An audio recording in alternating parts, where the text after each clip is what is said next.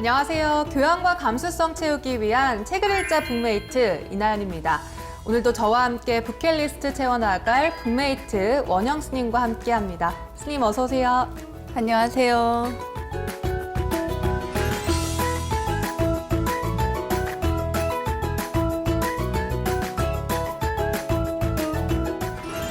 저희가 지난번엔 이 해밍웨이의 노인과 바다 함께 읽어봤잖아요. 네. 그 이후에 정말 삶의 태도에 대해서 좀 생각을 하게 되더라고요. 그렇죠.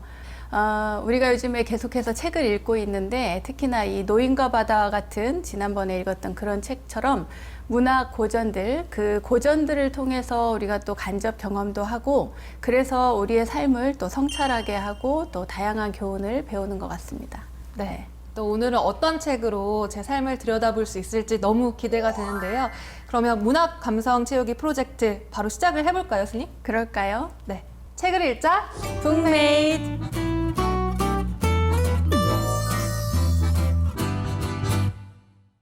네, 스님. 오늘 읽어볼 책은 너무 유명해서 읽지 않아도 읽은 것 같은 착각이 드는 책. 바로 생텍쥐페리의 어린 왕자입니다.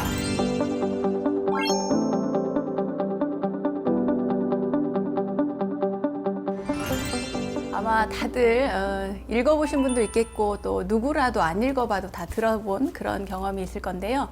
이 어린 왕자는 명언 제조기라고 할 정도로 정말 명언들이 무수히 많이 들어있고 그리고 그 속에 나오는 그림, 그러니까 생텍쥐페리가 직접 그렸다고 알려져 있는 그 네. 그림들도 굉장히 유명하고요. 다양하게 또 조명할 수 있는 그런 책입니다. 네, 그래서 오늘 기대가 되는데요. 이제 시작하기 전에 또 북근을 키워봐야 할 것 같아요. 먼저 네. 생텍쥐페리 소개부터 해드리겠습니다. 네. 비행사이자 작가였던 생텍쥐페리는 1900년 프랑스 리옹의 귀족 가문에서 태어났습니다. 공군 제대 후 잠시 자동차 회사에 근무했지만 비행의 꿈을 접을 수 없었던 생텍쥐페리는 우편 비행사로 취직, 이후 정식 비행사가 되어 수많은 비행을 하는데요. 그의 비행 경험을 토대로 비행사, 난방 우편기, 야간 비행, 인간의 대지 등을 발표하며 소설가로서도 큰 업적을 이룹니다.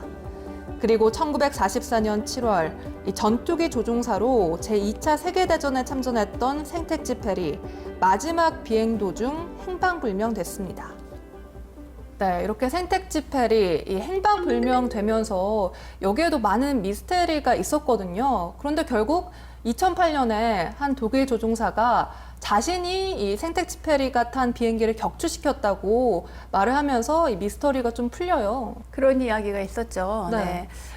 사실 또 생텍쥐페리가 또 비행기 조종사였고 실제 또 참전도 했었고 또 사막에 추락한 것 여러 가지 면에서 이 어린 왕자의 내용이 굉장히 자기의 이야기를 담고 있는 것이 아닌가. 그래서 자전적인 경험을 또 넣어서 자전적인 소설로 이렇게 평가를 받기도 해요. 네. 이렇게 생텍쥐페리의 자전적 이야기를 담은 이 어린 왕자, 줄거리 다들 아시겠지만 한번 짚어볼까요, 스님? 네. 이 어린 왕자는 크게 두 가지로 나눌 수가 있는데 먼저 이 생텍쥐페리의 경험이라고 볼 수 있는 이 비행 조종사가 등장을 하는데 이 조종사가 비행기에 문제가 생겨서 또 사하라 사막에 추락을 하게 돼요. 근데 거기에서 이 어린 왕자를 만나게 되는 것, 이게 큰 어떤 흐름의 하나고요. 또 하나는 그 어린 왕자가 이 지구에 사는 아이가 아니고 네. 이렇게 행성들을 여행을 하다가 소개를 받아서 지구에 오게 되는데 그 어린 왕자의 여행기, 이것이 큰 흐름을 또 이루고 있어요. 이렇게 두 가지로 나눌 수가 있습니다. 네. 제가 보니까 이 어린 왕자 등장인물이 간단한 듯 하면서 또 아니더라고요. 그래서 좀 뽑아왔는데 어린 왕자, 여우, 장미, 그리고 조종사 이렇게 뽑아봤는데 어떤가요, 스님? 그래요. 어린 왕자는 정말 이 책의 주인공이고 그리고 많은 경험들을 통해서 가르침을 또 주죠. 그리고 이 어린 왕자가 사랑하는 장미가 또 주인공으로 등장을 하고 네. 또 이 어린 왕자가 사실 장미 때문에 자기 별을 떠나서 여러 행성들을 여행을 하게 되는데 그 지구에서 처음 만난 동물이 아닌 사람, 바로 조종사가 있고요. 그리고 조종사 이외에 지구에서 수많은 것들에 대해서 가르침을 받게 되는데 뜻밖의 여우한테서 많은 배움을 얻습니다. 오. 그래서 이 어린 왕자, 여우, 장미, 조종사 등장인물 중에 제일 중요한 핵심 인물이라고 할 수 있겠죠. 네. 이렇게 등장인물까지 살펴봤는데 벌써부터 기대가 돼요. 우리 그러면 구체적으로 한번 읽어볼까요? 네, 빨리 읽어보죠.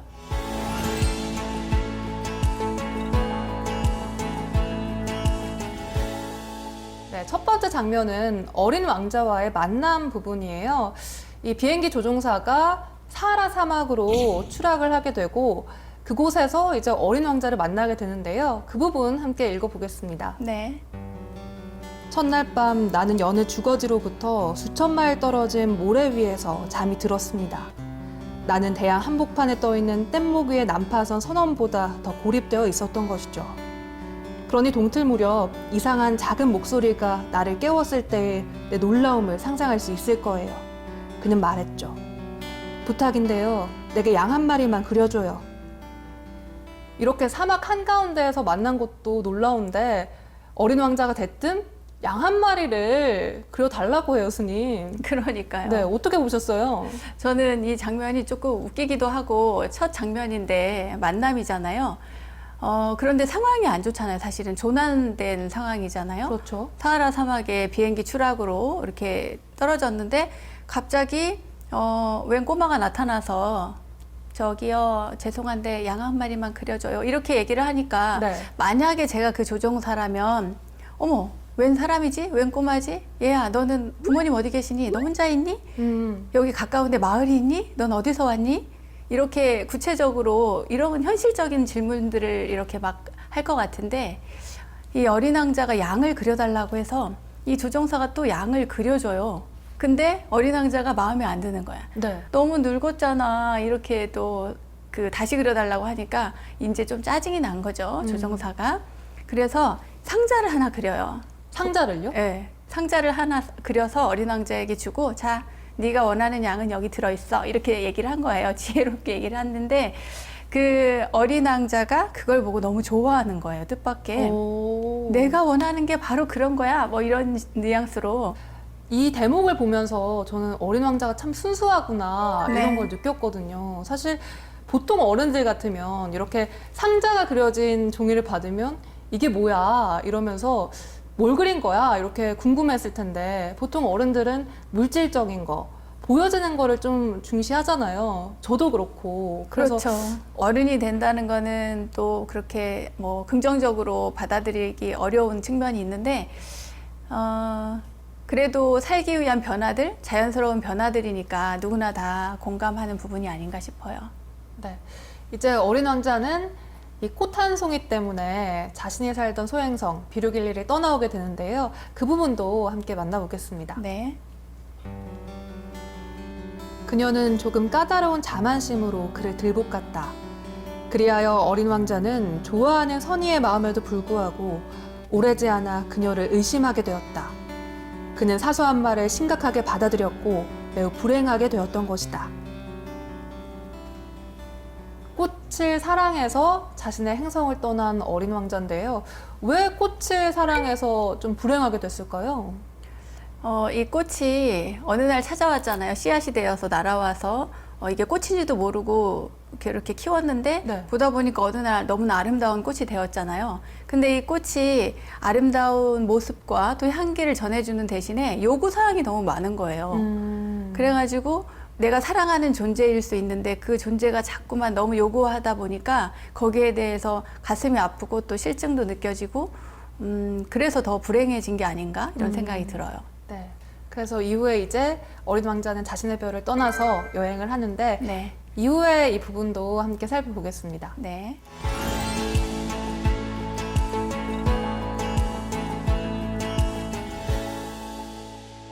어린 왕자는 이제 자신의 별을 떠나서 다양한 이웃 행성들을 돌아다니게 되는데요.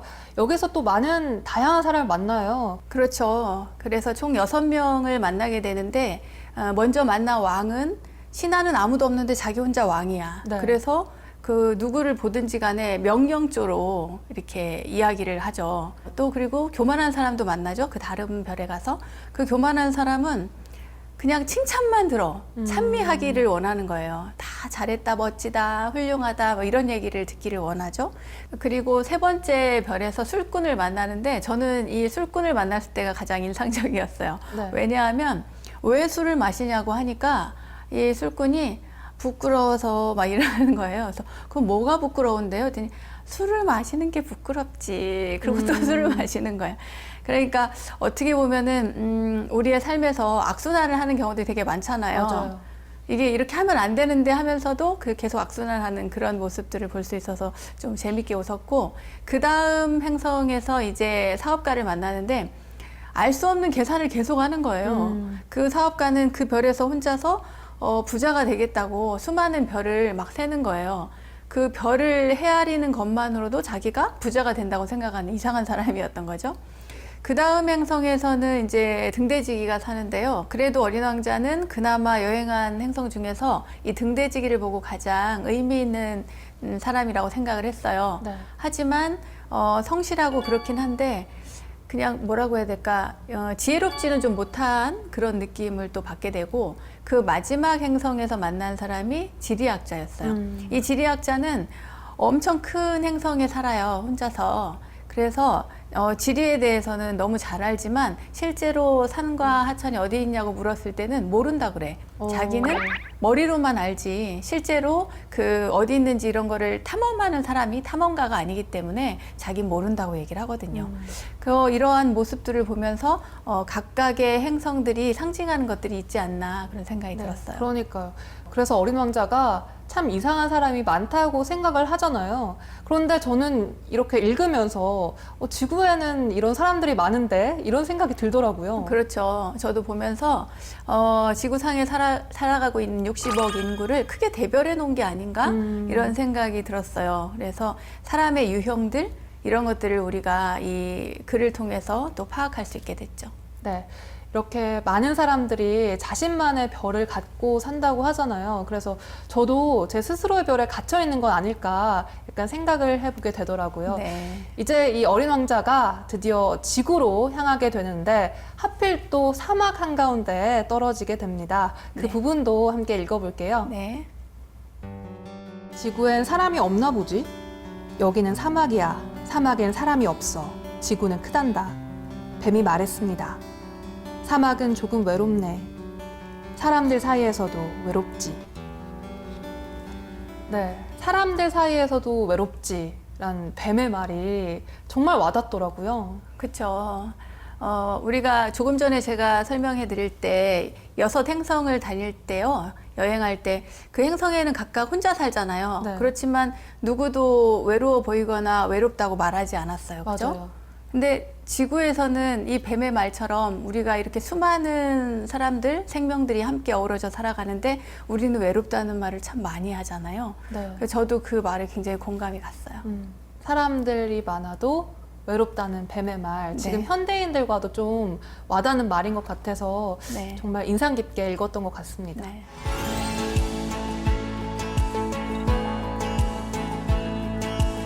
어린 왕자에게 일대 전환점이 되는 이제 만남이 일어납니다. 워낙 유명한 만남이죠. 바로 여우와의 만남인데요. 그 장면도 함께 읽어보겠습니다. 네. 길들이다가 무슨 뜻이야? 그건 관계를 맺는다는 뜻이야. 너는 아직 내게 수많은 작은 사내아이들처럼 한 작은 사내아이에 불과해. 그리고 나는 너가 필요하지 않아. 너 또한 내가 필요하지 않고. 하지만 만약 너가 나를 길들인다면 우리는 서로서로 필요하게 되는 거지. 너는 내게 세상에서 유일한 존재가 되는 거야. 네, 너무 유명한 구절이죠. 길들여진다는 것, 관계를 맺는다는 것. 무슨 뜻일까요, 스님? 그러니까 일반 용어이기도 하고 불교 용어로도 보면은 인연을 맺는다 이런 뜻이 아닌가 저는 생각이 들거든요.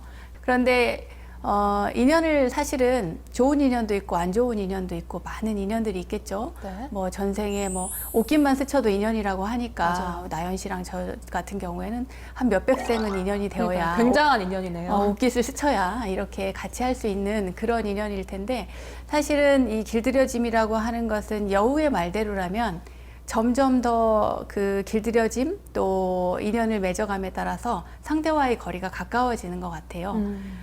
이 가까워지고 또 어떤 의미로 보면은 또 사랑이라고 하는 표현도 쓸 수 있겠지만 옛날에 저 학교 다닐 때 그런 얘기가 있었어요. 어느 네. 시에서 읽었는데 네. 사랑하는 사람은 사랑이라는 것은 서로 마주보는 것이 아니라 그 사람과 함께 같은 방향을 바라보는 것이다. 이런 이야기를 또 많이 해서 우리가 다들 공감하고 너무 멋진 표현이야 막 이랬던 기억이 나는데 네. 이 길들여짐이라고 하는 것은 이렇게 해서 인연이 점점 축적되어 가고 그래서 서로 공유하고 상대방의 생각도 공유하고 물론 이것이 서로 일방적이면 안 되겠죠. 서로가 서로에게 어떤 배려하고 생각하고 또 이렇게 이해하는 그런 마음들이 쌓여서 더 이 인연을 또 폭넓게 만들어주는 게 아닌가 싶어요. 네. 그만큼 인연을 쌓아간다는 게 좀 상대방을 배려하고 이해하는 마음가짐이 좀 필요한 것 같으면서도 또 그만큼 시간의 힘도 필요한 것 같아요. 그럼요. 시간이 있어야 되겠죠. 물론 뭐 우리 옛말에 그 구간이 명관이다 뭐 이런 말도 있잖아요. 또 오래된 인연들이 참 좋다. 어렸을 때 소꿉친구들이 어른이 되어서 만나도 여전히 좋고 뭐 이런 느낌은 있지만 네. 사실 또 어떻게 보면은 또 짧은 인연이어도 소중한 사람을 만날 수 있잖아요. 시간이 모든 것을 다 해결하는 것은 아니지만 적어도 인연을 맺어가고 쌓아가고 하는 데에는 시간이 필요하고 그 시간이 그냥 허투루 보내는 그런 시간이 아니라 정말 필요한 시간이라고 볼 수 있는 것 같아요. 네. 네. 그래서 이 여우를 통해서 어린 왕자는 자신에게 그 꽃이 의미하는 바가 무엇인지 깨닫게 되는데요. 네. 그 부분도 읽어보겠습니다. 네. 보통의 행인들은 내 장미가 당신들을 닮았다고 믿을 거예요. 하지만 하나뿐인 그것이 당신들 전부를 더한 것보다 내겐 더 소중해요. 여우가 말했다. 너 장미를 그렇게 소중하게 만든 것은 너 장미를 위해 너가 들인 시간이야. 너가 길들인 것은 영원히 너 책임이 되는 거야. 너는 너 장미에 대해 책임이 있어. 어떤 관계든 그 인연에 책임이 따른다. 라고 이렇게 표현을 했는데요. 스님은 이 책임에 대해서 좀 어떻게 보셨어요?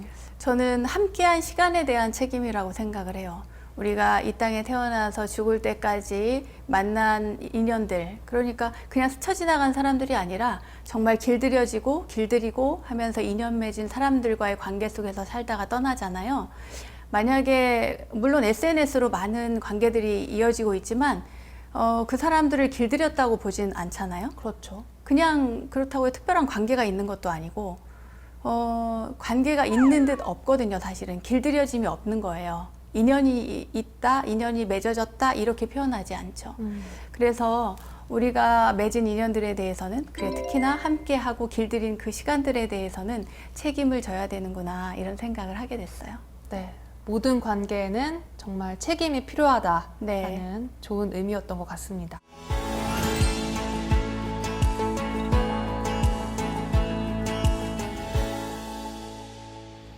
어린 왕자와 비행 조종사가 만난 지도 어느덧 일주일이 지나고 이제 8일째 물이 다 떨어져서 둘이서 이제 우물을 찾아 떠나거든요. 그리고 여기서 또 유명한 구절이 나옵니다. 그 장면도 함께 볼게요. 네. 모래 언덕에 앉으면 아무것도 보이지 않는다. 어떤 것도 들을 수 없다. 그렇지만 정적 속에서 빛나는 무언가가 있다. 사막이 아름다운 건 어린 왕자가 말했다. 어딘가에 우물을 숨기고 있어서야. 정말 소중한 것을 가까이 두고도 모르는 경우가 너무너무 많잖아요. 왜 이렇게 소중한 건 눈에 보이지 않는 거예요, 스님? 글쎄요. 정신적인 가치를 따져볼 때 더 그 소중함이라고 하는 것이 이렇게 감춰져 있는 것처럼 보게 되는 것 같은데요. 그렇잖아요. 우리가 대화를 나누다 보면은 사람들 사이에서도 정말 중요한 얘기를 못할 때가 있어요.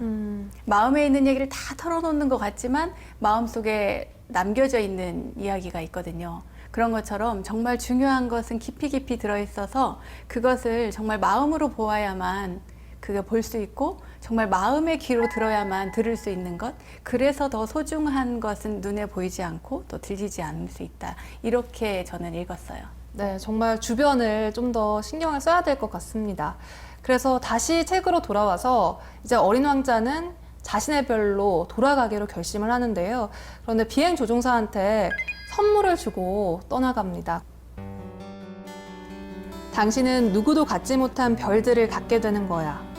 당신이 밤에 하늘을 바라볼 때 내가 그 별들 가운데 하나에 머물러 있기 때문이야.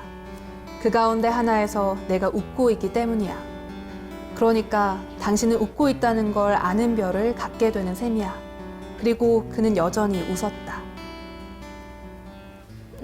사실 이 대목을 보면서 눈물이 왈칵 날 뻔했어요. 네. 저는 이 책이 참 전반적으로 되게 뭐랄까 슬프게 느껴졌었거든요. 다시 보면 볼수록 마음 찡하고 그런 책이더라고요.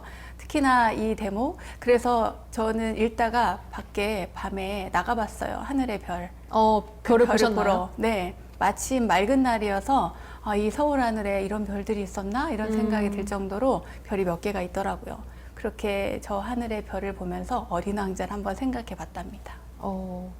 제가 이번에 어린 왕자를 읽으면서 가장 크게 느꼈던 게 어렸을 때 읽은 어린 왕자와 지금 다 커서 어른이 돼서 읽은 어린 왕자가 굉장히 다르게 느껴지더라고요. 그래서 저도 어른이 된 건가? 이런 생각이 들더라고요. 네. 읽을 때마다 또 다른 느낌을 주는 것 같아요, 이 책은. 정말 명언들이 많이 나오잖아요. 그런데 어렸을 때 읽을 때는 이 대목이 그렇게 인상적이지 않았는데 최근에 다시 읽고 저는 이 대목이 굉장히 인상적이어서 가지고 와봤는데요. 네. 우리가 우리 스스로 길들여지기 위해서라면 얼마간 울어야 할 위험을 무릅써야 하는 것일지도 모르겠다. 이런 대목이 있었어요. 저도 좋았어요, 그 대목. 그랬어요. 네. 이 대목을 보면서 그래, 우리는 무엇인가에 대해서 책임을 져야 되는구나. 많이 웃었으면 그 웃음의 대가를, 또 많이 울었으면 그 울음의 대가를, 또 많이 길들였으면 그 긴 시간 동안의 길들임에 대한 어떤 책임과 대가를. 그래서 이 부분을 읽으면서 굉장히 마음 한구석이 찡하면서도 또 굉장히 긴 여운을 주는 대목이었어요. 네. 나연 씨는 어땠어요? 네, 제가 꼽은 밑줄 쫙 문장은 네. 바로 이 부분입니다. 사람들은 고속열차에 서둘러 오르지만 자신들이 무엇을 찾고 있는 건지 더 이상 알지 못해. 그래서 그들은 불안해하고 돌면서 왔다 갔다 하는 거야. 그렇게 애쓸 필요 없는데. 저는 유독 이 부분이 마음에 들더라고요. 요즘 네. 워낙 바쁘고 그렇게 사니까 좀 현대인들에게도 와닿는 문장이 아닐까 싶었습니다. 선생님, 벌써 그런데 마칠 때가 됐어요. 그래요? 그래서 오늘도 이 어린 왕자와 같이 들어볼 만한 이 추천하는 음악으로 하나를 가져왔는데요. 볼까요? 네. 글쎄, 어린 왕자에 관련된 음악은 굉장히 많은 걸로 알고 있는데 네. 어떤 곡을 고르셨어요? 그래서 그 중에 하나를 뽑아왔습니다. 조성모의 어린 왕자의 사랑 이야기라는 음악인데요. 책과 너무 딱 어울려서 꼭 들어보시길 추천드릴게요. 스님, 오늘도 저희 북메이트가 되어주셔서 너무 감사합니다. 고맙습니다. 네.